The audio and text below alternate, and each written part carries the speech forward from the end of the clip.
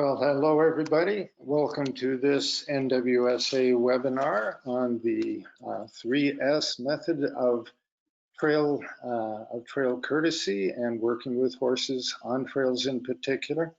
I am Dave Cantrell. I am the programs chair for NWSA and have the pleasure of introducing our panelists today.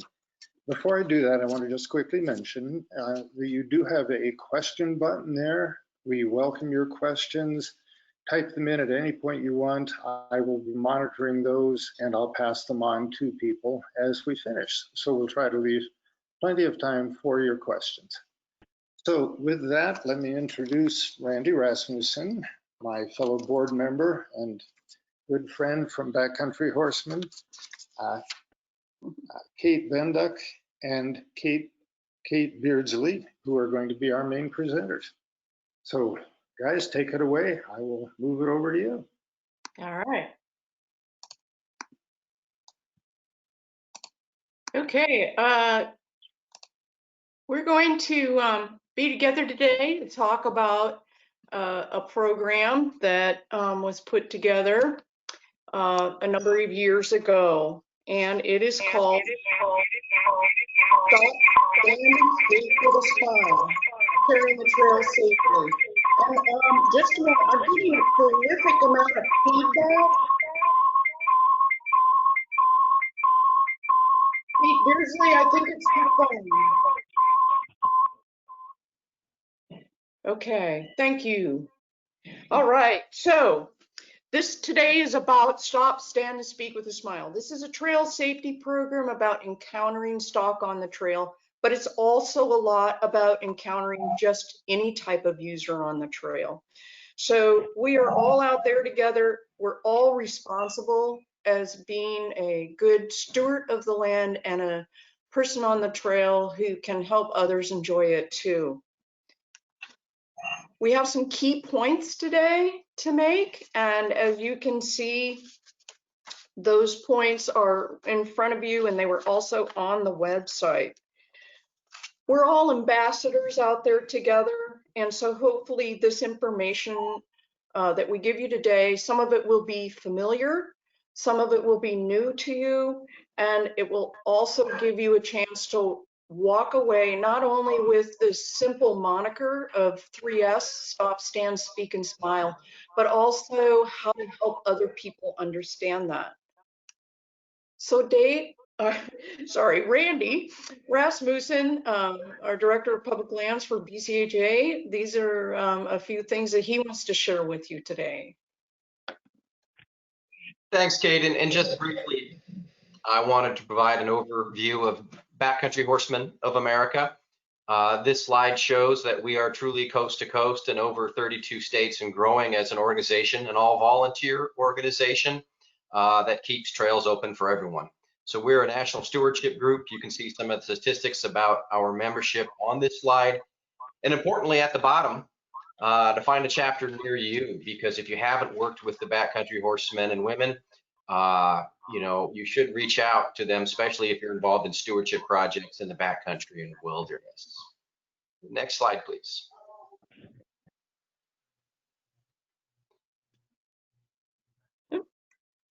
Well, it's not going. Hold on.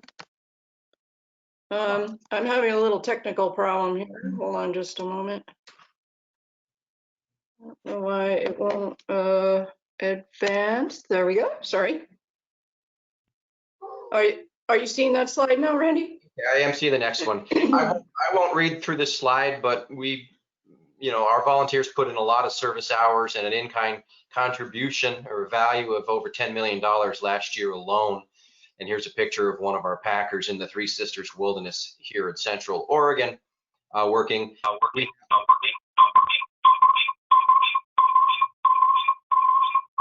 the feedback again here. Don't know, thank you. Don't know where that's coming from. Some of the agencies we work with, and more information about BCHA can be found at that web link at the bottom of the page. Next slide, please.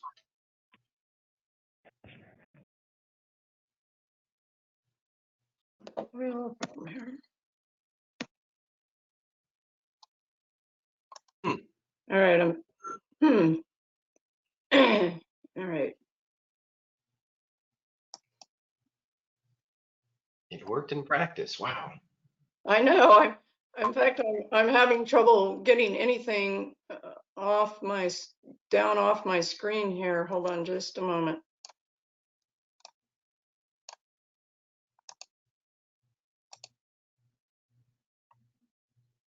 Can you hit the page down button? Will that get you the next slide? I'm on the next slide. Can you see it? Yes, okay. Very quickly, our educational aspect, in addition to the stewardship work we do lead with our Master's Leave No Trace education program. And so you can read the slide for yourself, but we want to walk the talk. We want to raise the bar because the public doesn't know us from commercial outfitters, wranglers, or private individuals, or folks even with the agencies in their own pack stock. We want to raise the bar on all levels for backcountry horsemen to show, the leave no trace ethic. So we have two speakers with great experience in horses, mules, and packing. And I just want to quickly mention the benefits of incorporating pack stock into your trail and stewardship efforts. So for example, even carrying lighter loads, for the Pacific Crest Trail Association is one of our partners. They really love the fact that our packers can bring in and haul in gear and equipment to remote locations and in backcountry areas, because at the end of the day, a lot of that trail work would just not get done if crews on foot were forced to haul in all the gear. And lastly, pack stock can be used to haul in planks for bridges, tools, gravel, and water to replenish caches, as well as injured youth corps members and exhausted firefighters. Our folks have done it all in terms of packing support in the backcountry and wilderness. And so my last slide, please, Kate. It seems to be a little delay reaction there. There we go. Okay. So here's a favorite shot of mine from the Shasta Trinity area, and this is the coffee fire. A mule here can carry up to 160 pounds of gear alone. And so the statistics from that news report you probably can't read on your screen is that one mule string can save up to 12 helicopter trips. And that's important for a number of reasons, including preserving wilderness character. We'd rather see this happen than helicopters and ATVs in designated wilderness. That last mule is struggling for some reason, I don't know why. But, and in this case, there were inversions that were keeping the helicopters from even ferrying supplies, and our folks had to evacuate some exhausted firefighters as a result. So there's lots of reasons for pack support and what it can do to preserve wilderness character, but I'll leave it at that and turn over the rest of the presentation to our two subject matter experts. Thank you. All right, thank you, Randy. And so this is Kate, and we're gonna get started here with a look at 3S, sharing trails safely. Stop, stand, speak, and smile. So why this program? Well, in about 2013, after many years of trail riding, packing, just being an outdoors person and volunteering on trails, building trails, taking in fire crews, I realized that I kept running into people who didn't have a clue about encountering a horse or a mule. And that's not unusual in our public in America anymore. So I wanted to develop a program that was simple and easy to use. And I'll say this as maybe some of you have guessed, once a teacher, always a teacher. So keeping it simple, 3S, stop, stand, speak with a smile.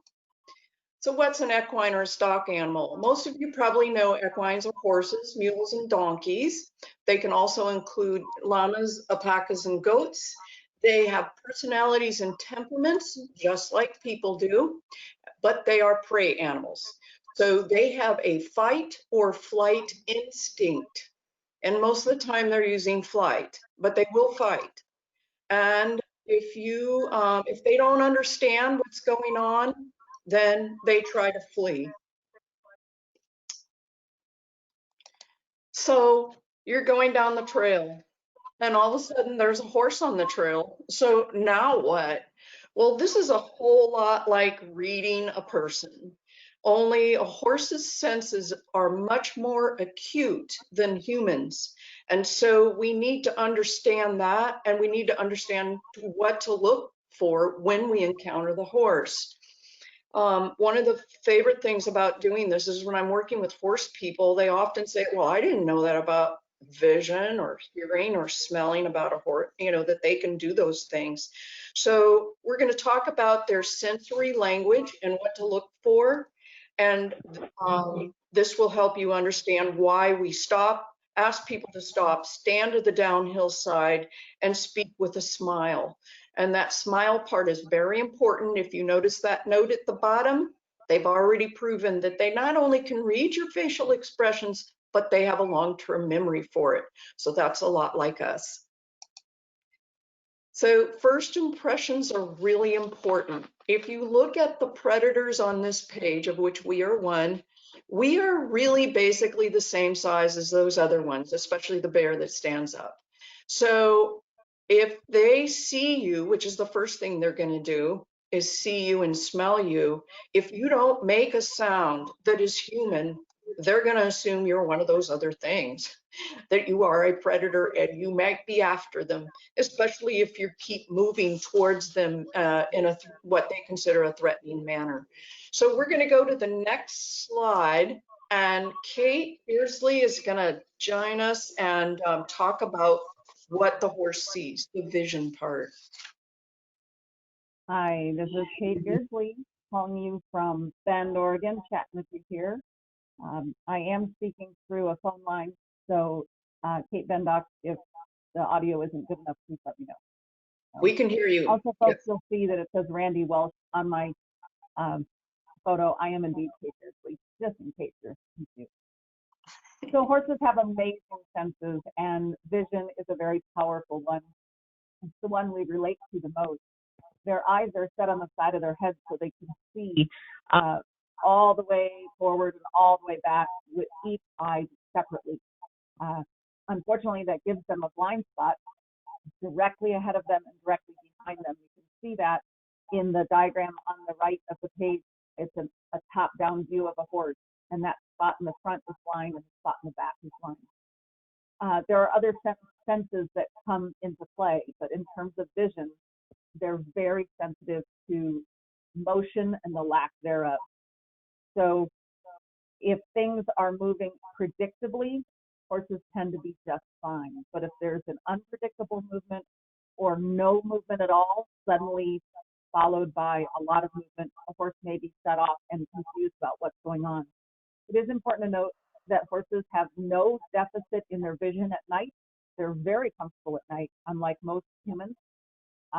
But if you're going from bright light to shadow, like you do frequently in the forest, there may be a lag time in their ability to see what's going on, and therefore there may be some potential for a horse to spook, or a mule, quite frankly.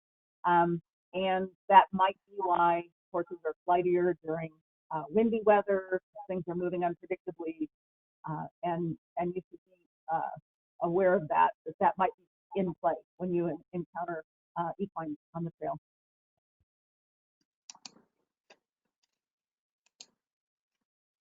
Whoa, that is a scary picture. That's Yeah. So this is what you don't want to do when you encounter horses on the trail. It's fun to look at on the screen, but it's really common for hikers, even experienced hikers. Most of you volunteer or work on the trails. But when you step out of the way because you think you're doing the right thing, it is really easy to end up behind a tree. You don't want to be doing what Arnold's here. Don't be Arnold. So try hard not to hide, because if they can't see you, I guarantee they've already smelled you, and we'll talk about that. But they can't confirm what's going on. So you don't want to be in and out of sight like Arnold. All right. So here's some senses we're going to talk. We talked about vision. Now we're going to cover smell, sound, and their socialness. Yeah. So smell in a horse is one of the very primary senses. a little tidbit. I belong to a small group of people that actually uses horses to find lost persons through the sense of smell. They can smell you easily a quarter mile away, probably closer to 2 miles away. But if they can't see you, they might be very confused. They will smell pheromones. They'll smell if you are hostile or not. They are very, very perceptive. So you want to, if you are there, they know you're there. So you want to make sure that you use the vision to supplement what they've already smelled. Yes, and this horses can also hear much better than us. They can not only smell you a long way away, but they can probably hear your footfalls. And one of the advantages they have over us is their ears move independently and they rotate 180 degrees. So as you can see in the picture here, next to the word sound, the horse's ear is facing forward on the right side, and it's kind of cocked towards the side or the back on the left side. And horses will utilize these, the sense of sound to help them ascertain what's going on. Remember that we assess situations mostly with our vision and some sound as we get closer, but horses have already been doing this for a while. So it really behooves you to speak and have a human voice that they can recognize when you come into view of them.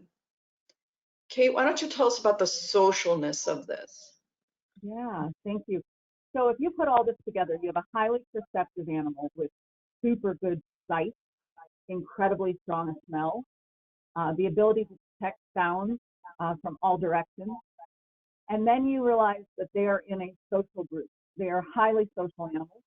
They rely on their herd, whether that be all horses or all mules or some humans mixed in. That's their herd, their social structure. They rely on that herd for safety. And because of this, they are masters at body language. So you have this highly perceptive animal, and you've encountered them on the trail. Now, you're lucky you have someone managing those animals, and they're going to be able to help you through a situation. But please realize that if they smell you and hear you but don't see you, they're going to work hard to figure out what's going on. And if they see you but they can't smell, maybe they're upwind from you, they're going to be a little concerned. So that's when you add the sound and have a conversation with the people involved. Know that they know they're delicious. Horses and mules know they're delicious, and you are a predator that might be hungry. So ensure them in a social manner that you're just fine. You're not a threat. They already know you're there, so let's make it easy on them and stop and stand and speak with a smile. All right.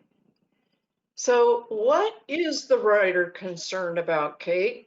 I'm a rider, but there's lots of things. Yeah, so the people that have horses and mules on the trail are knowledgeable. They put a lot of effort into becoming skilled in keeping everyone safe. They practice a lot at home, but even so, we can't predict everything that will happen on the trail. So that rider or packer knows probably more than anyone how quickly things can go wrong if they do go wrong. So they're going to be very interested in managing what you're doing. They're going to do an assessment every time they see hikers or other trail users coming up the trail, because they have all these half-ton beasts that have their own agenda. Amazingly, we work together pretty well, so it's not an issue. But that rider is thinking about what's the weather, what's the terrain, how can I manage to keep these other trail users safe. The safety of any entity on the trail affects the safety of all the others. So we want to make sure that everyone stays safe. The rider is also going to wonder if the people hiking, because it may be you, and you volunteer a lot, you work on trails a lot, and you understand this, but it may be someone who doesn't know anything at all. And you may encounter those people that don't know anything at all and might be able to be helpful. Will that trail user listen to the rider? If the rider perceives a problem, will that will that trail user understand that that rider is trying to get them to safety. Sometimes a rider will dismount if there's a question, but please know that with pack trains, when you have one rider and 5, 6, 7, 8, 10 pack animals, it is really difficult for that rider to dismount, and it is of questionable safety. So the riders do the best we can to keep everyone safe. That's what they're concerned about the most.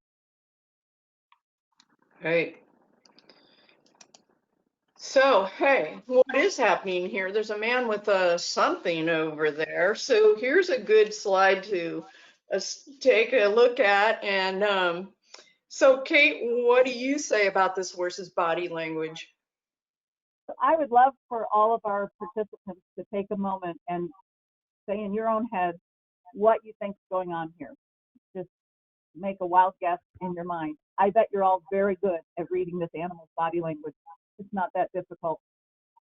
You can see this horse, the horse and rider is on one side of the trail, and the cyclist and the cycle itself are on the other side of the trail. They both look like they're doing everything they can to manage what situation is happening. Nevertheless, this horse is looking toward the cyclist. The horse's ears are pricked forward, looks pretty alert. The horse has gone off the left side of the trail. The tail is a bit stiff, and I think everyone would agree that that horse looks concerned. And if you see that on the trail, you want to follow the 3 S's as much as you can and keep it with that smile on your face, because they respond well. Just have a conversation with that rider, and pretty soon you'll have passed each other and you'll be on with your day. Yeah, that's a really good picture. They're both doing the right thing. And so this is where you have to assess every situation. And so the bicyclist is just being great about it. And so is the rider. She's in control. She's letting her horse feel a little nervous, but keeping moving forward. So here's a couple more pictures that we can look at. They're a little staged, but that's okay. So if you note the horse on the left and its body language, as the man has reached forward and is allowing the horse to smell his hand, he has his fishing pole behind him, but in a position that's not threatening, and the dog is behaving. I hope that the man has asked if he can put his hand out to let the horse smell him.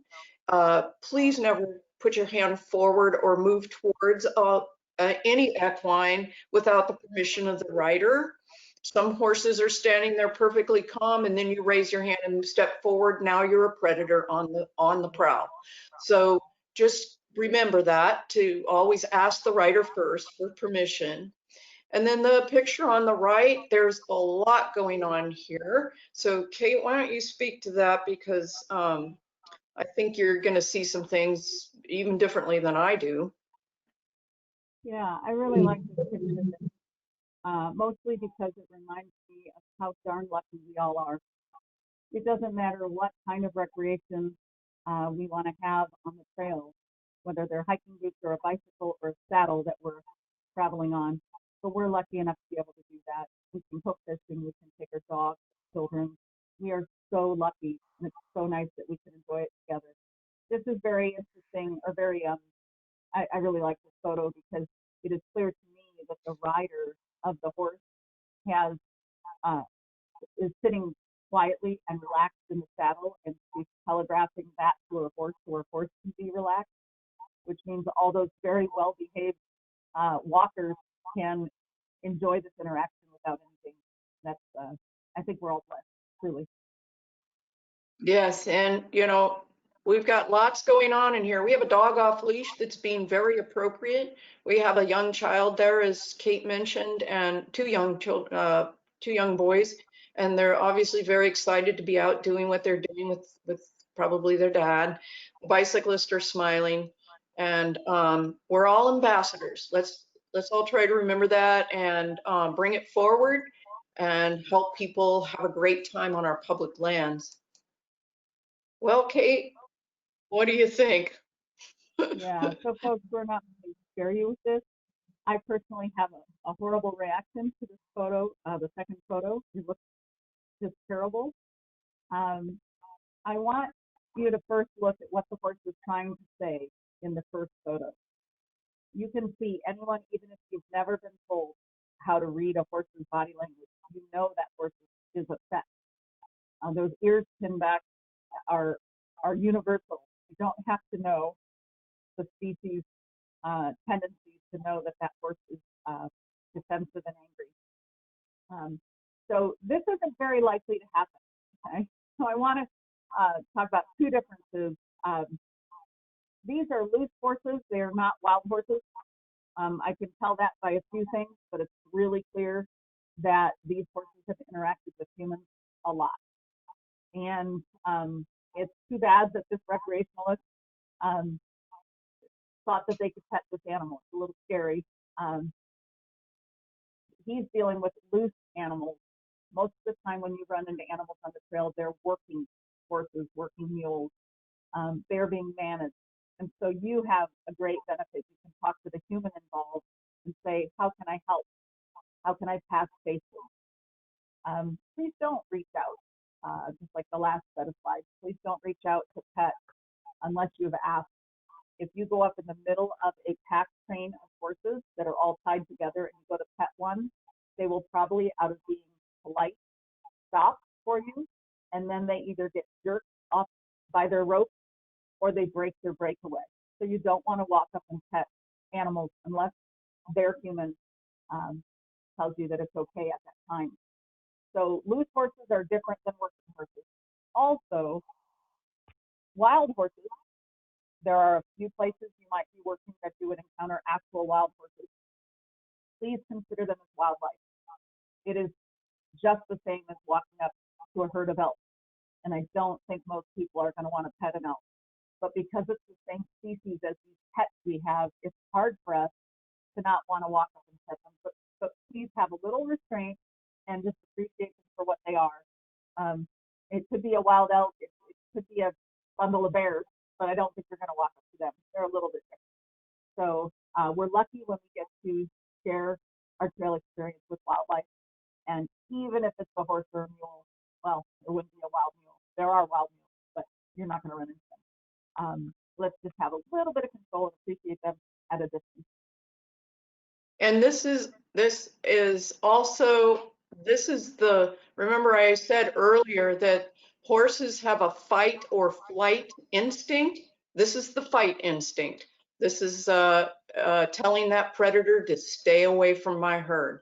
So it's, even though it's a little scary looking, this man probably thought he could calm the horse down, and he just didn't understand. But I'd say he probably does now.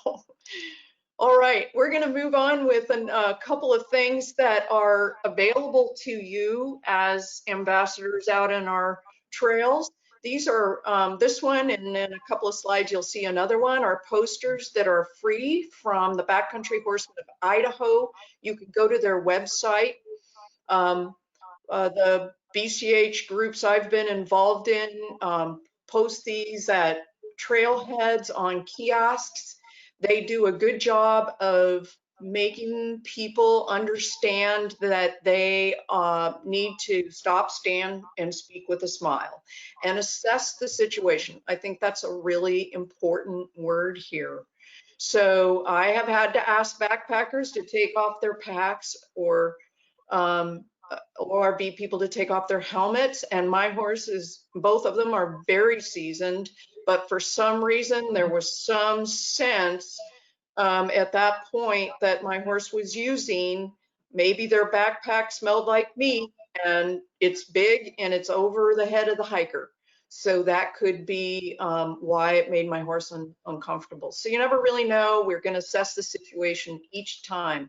This is what Stop, Stand, and Speak looks like on the trail. Here's two hikers. They've moved far enough off the trail that the packs on the pack animals are not going to hit them when they go by. I cannot tell you how many times I've been packing, and I call it watching the engine go by. They watch me go by and they turn, and then they're on a narrow trail and they're not far enough off of it. The pack horse comes along and the pack hits them.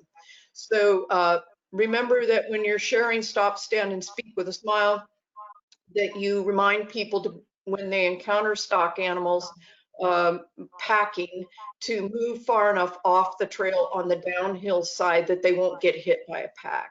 Sometimes that's a little difficult with the trail narrowness and steepness, but most people understand and do it. So here's the other poster from Idaho, Backcountry Horsemen, Idaho.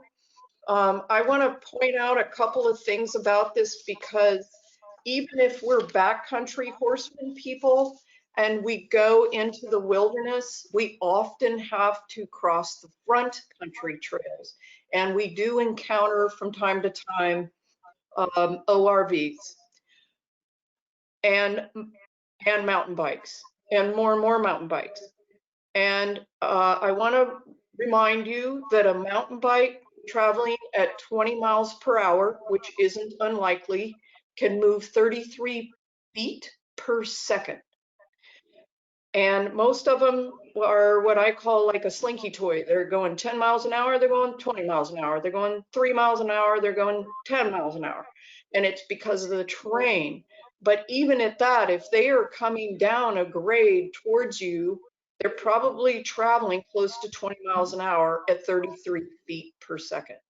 And so this is really important for us to remember, all as trail users, and particularly if you are on a vehicle, including a bicycle, to be aware of who's on the trail.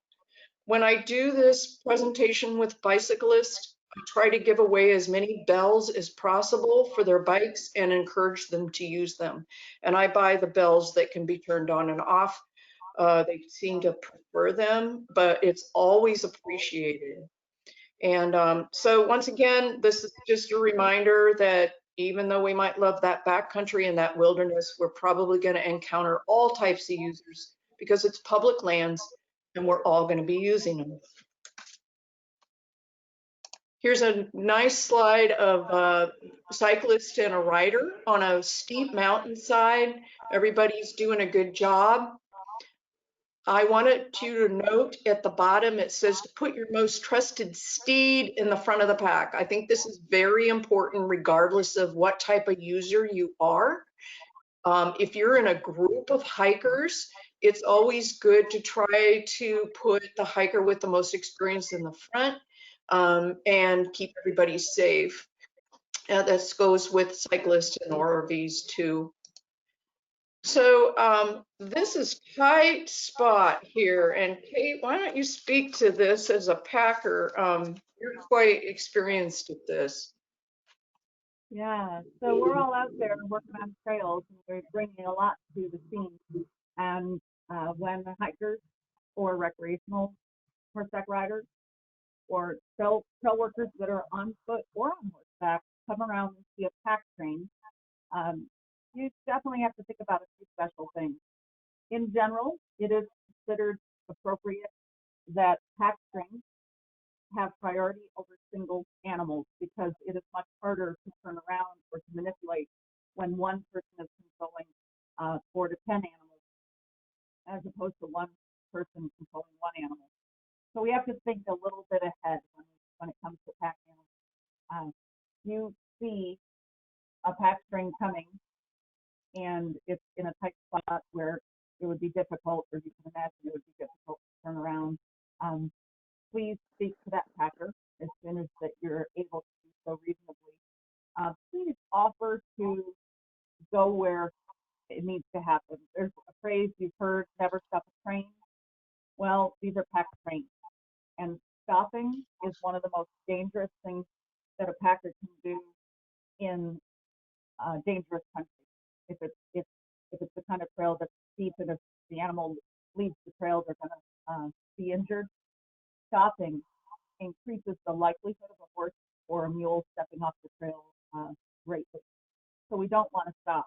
So please forgive a packer that you may encounter that is calling ahead with urgency because they see a tight spot that can be a problem and they want to make sure they keep everyone safe. So we really appreciate it when you offer to turn around and zip back a little bit to the edge of the cliff so you can get out of the way. If you do have to pass in that really, really tight spot, it's critical that you are absolutely downhill of the trail. Super, super critical. And yeah, it's critical to you. You got to find a place that's safe and it's far enough away that you won't get hit. But if it's a place that you just can't pass, please speak with that packer. Be willing to turn around and know that the packer's not being rude, but it is unsafe to stop. So here's a couple of photos of tight spots. Yeah, can you imagine packing in these areas and having several backpackers come along and not understand that they can't stand in the trail in front of you? These are some of my animals in these photos, and I can tell you I've run into hikers and backpackers right here in these photos, and they're out there enjoying themselves too. Now, you guys work on trails a lot. You know a lot about this, but you will be with people that might not know. And if you can imagine taking any of those horses in those two photos down off those trails, because frankly, you kind of can't see a trail in the photo, but if you went off of them, they're going to be broken legs. And so it just can't happen that way. So just know that we're out there working on trails too, and we want everyone to be safe. And these are our beloved animals. So a little bit of turning around is a good thing. Yes, and I love their expressions too. You know, like, oh, can we just get by, please? Especially the one on the right. That's going to be a slide down that rock with a full pack. So, you know, we want to give these horses some space when they're working. And this is a wonderful slide because anybody that's carried gravel will appreciate this. These are two American Mustangs, father and son, actually, and they are very experienced pack animals. And this is a trip on the Pacific Crest Trail, packing gravel for erosion control. Those are Forest Service employees doing the packing. In the bottom photo, you see them unloading, dumping the gravel onto the ground. Certainly has to be done coordinated, because if you unloaded 90 pounds off one side and not off the other side, your saddle could slip. So there's a lot of coordination there. The horses obviously enjoy their job. These two horses are actually turned loose, and they will go from the mining site where the dirt and the gravel is being obtained, and they'll amble over to the dump site. And I actually say the word straddle, and they straddle the trail so that the gravel lands in the trail. So pack animals are out there doing a lot of things and hopefully helping us by reducing our loads. And we really appreciate it when we all coordinate and get along on the trail. And gosh, I've said it already, but we're so lucky. Let's just keep doing these things on the trail. So once again, we're going to just visit this blind corner issue again. My approach is always make a joyful noise. So if you're coming along on a tight trail, as you can see, these hikers are coming up to a blind corner, and you can sing a song, you can do a nice shout out, hey, coming up on the corner, or wear bells. The horses will be more likely to hear you. And less, if they hear your voice, then it really is a comfort to them. And then the rider can shout out that they're coming.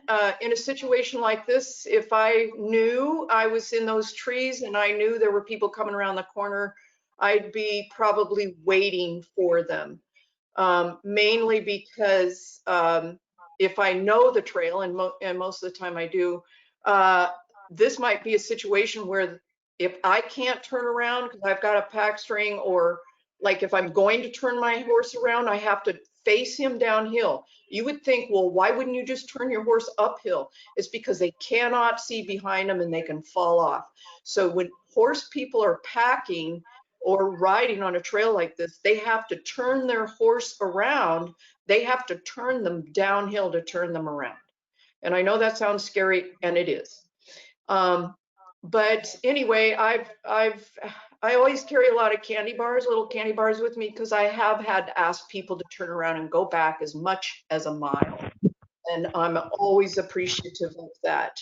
So anyway, if you're building trails and we've got hidden sight lines, please keep that in mind and try to mitigate it as much as possible so that we can all stay safer on those trails. All right, so what can we do, or what can we teach each other? We're going to teach each other the 3S. Stop, stand, and speak with a smile. First you stop, and then you look to stand downhill or off to the side. Note that these bicyclists are on their bikes, but they're tilting them away from the trail. That's very important. Speak to the rider. That horse is going to recognize that human voice, and always smile and relax, because that horse is going to pick that up, and they're going to pick up that you're not nervous, and they're going to remember it. So if they see you again on the trail, they'll remember you. And then if the horse does seem nervous, make sure that you're far enough off the trail that you're feeling safe, and also that you're asking the rider what you can do.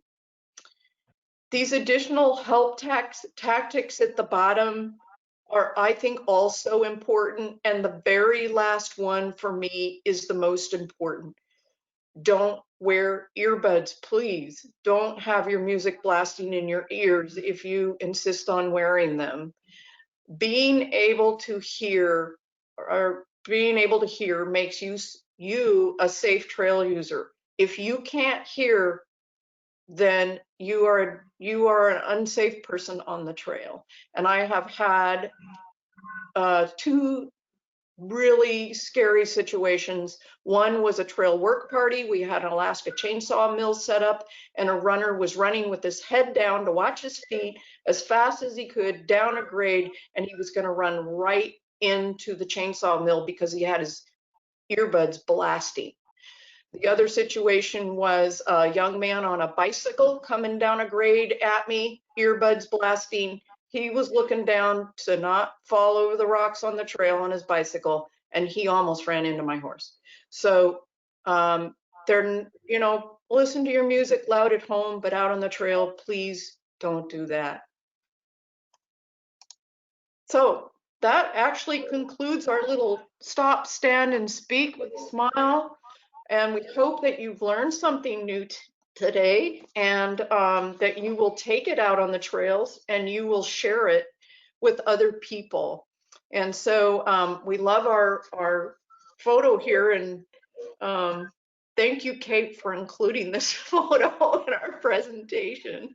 It is great. We love it. So just in case you would want to be in touch with any of us, we have a slide here for you to do so. We are ever thankful to the National Wilderness Stewardship Alliance for giving us the opportunity to share this program with you. Also, BCHA, as a BCH member, and I have been for 22 years, I totally believe in their mission, and I do join wherever I am. I have belonged in 3 states, and I also really appreciate Cate and her organization, Mustangs to the Rescue, over in Bend. If you love wild horses, this is a great rescue operation to donate to or go and see and experience. So if you are interested in this presentation and you would like to share it with other people, I do not copyright this. It is shareable 100%. I will come and present to your group. If I have to travel out of state, I do have to have travel expenses. Otherwise, everything else is free to you, because I totally believe that we are out there together to enjoy our public lands, and being safe together and having a simple program is very important. So thank you everyone for attending. And now we get to open it to questions. So I'm going to turn this back over to Dave and Randy. Excellent. Thank you. Thank you, Cate. Thank you both. And thanks also to Backcountry Horsemen everywhere and to BCHA. You guys are such an important ally on the trails. And the presence of horses on trails is something that is always a treat and a thrill for so many people that it's marvelous to hear how people can do that safely. We do have a couple of questions, and I'd invite everyone use that question function to send us more. Let me start with what I've got and see if we can get through them all. First, a question from Jack, who says, standing downhill for a hiker is pretty scary sometimes. This rule does not take the hiker's safety into consideration. What do you think about that? Well, this is Cate and Bendock, and I can speak to that. I have often had to put hikers above the horse. We say stand to the downhill side, but I can guarantee you most of the horse people I know really truly care about the hiker or the bicyclist and their safety. If they aren't safe, we aren't safe, because then they'll be nervous. So I try to do basically what is safe for everybody involved, and that comes with assessing the situation. Sometimes if I am riding by myself and I can back my horse up, or I can get off the trail safer than they can, I will. And I think most horse people are like that. The reason we say stand downhill is only because horses are prey animals, and anything above their head can be assumed to be a predator. But we do work really hard, like Cate Beardsley said, at training our horses. So yes, Jack, that does seem a bit odd, like maybe we're not considering your safety, but it's basically just part of the moniker, and we do try to do what's safe for everybody. Interesting question from Sydney. How do horses perceive hiking poles? I never wondered about that. Cate Beardsley? Yeah, I'd love to speak to that. They are very similar to what we lunge with, and depending on how that. Kate, your audio is fading. Your audio is fading. Could you get the phone up, maybe? I see if this works any better. Is it okay? Talk Can you loud. hear me? Okay. So hiking poles are very similar to some poles we'll use with horses, and depending on how the horse has been handled, they may think that's a good thing or not. But if everything else the hiker is doing is relaxed and communicative, the poles won't be a problem. You want the whole picture of the interaction to be positive and relaxed. If the person were standing stock still and moving the hiking pole, the horse is likely to perceive an issue because they can't understand why that person is standing perfectly still. But if they're standing there relaxed, no problem whatsoever. Right, thank you. Two questions that have to do with approaching horses in particular situations. One person asks, in a situation where I'm approaching a horse rider on a trail from behind, how far back should I let my presence be known to the rider? And the other question, and maybe you can answer them both together, given the horse's blind spots, if you come into a camp and there's a horse on a high line, or if you're approaching a horse in some situation where you think they may not be seeing me well, how do we use those different situations to keep everyone safe? Well, first of all, let me answer the first part. If you are going down a trail and you see a horse in front of you, they're likely hearing you. I mean, yeah, they're likely hearing you come up behind them. So as soon as you know you're within distance, that you're not like screaming at them, but you just say, "Hi, hiker coming up behind you," just like a bicyclist would say, "Hi, bicyclist coming up behind you," then the horse has now heard a human voice, and they're a little less, they still have something coming up behind them, which is a chase situation, but at least now the rider knows. Of many times, if I have a bicyclist coming up behind me, and I know a lot of horse people do this too, if they don't have a pack string, they're going to get off the trail for you and let you go by. And so that you're not coming up behind them and the horse can face you the whole time. That is actually the safest way to do that. But that is a good question. How far behind? As soon as you feel like they can hear your voice without shouting. And then secondly, if you're in a camp and horses are highline, just kind of assess. Okay, so most horses are going to know that you're passing in back of them. You want to be, I'd say, at least 3 to 5 feet, 5 feet preferably behind them or more, mainly because they're highline. If they felt really threatened for some reason, and they could back up to the end of their highline and kick out at you. Most trail horses that highline that I know wouldn't ever dream of doing that, but you know, if they got scared, maybe they would. So yeah, I'd say 3 to 5 feet, 5 feet preferably or more, and always try to pass in front of the horse, and then please don't reach out to touch them as you go by unless you have permission. I'd like to add a little to that. We have no way to know when we're hiking if the horses we're encountering are managed by skilled individuals or not. Those people riding those horses might be scared, they might be nervous, and unfortunately we don't know.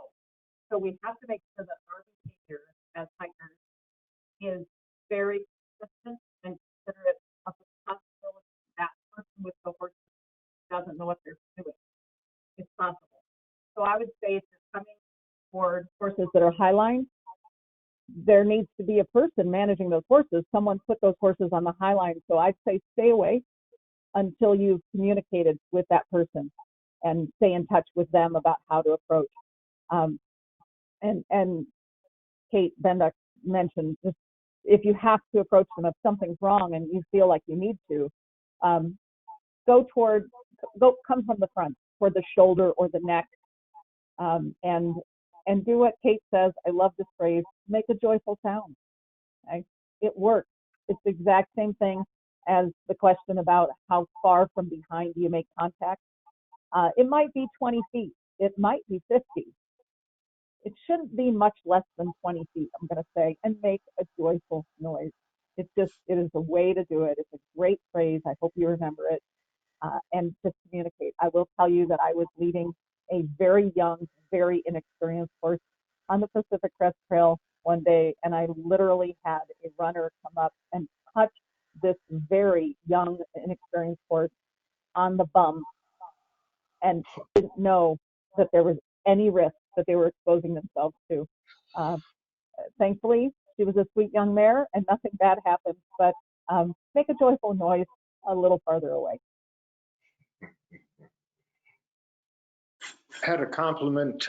Great job. Can't wait to share with fellow hikers. And I think I know the answer to the first part of that. The thing to be shared is the 3S. But I wonder both how you would present this to someone on the trail when you're only talking to them for 20 or 30 seconds, and also if you were talking to a child, what you would want them to know.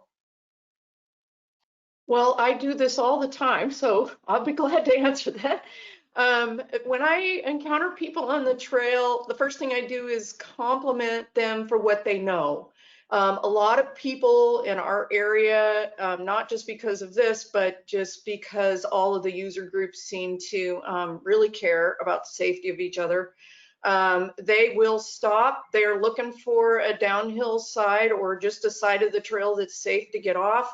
I try to give them time to do that. I always give them time to do that. And then I'm always speaking to them.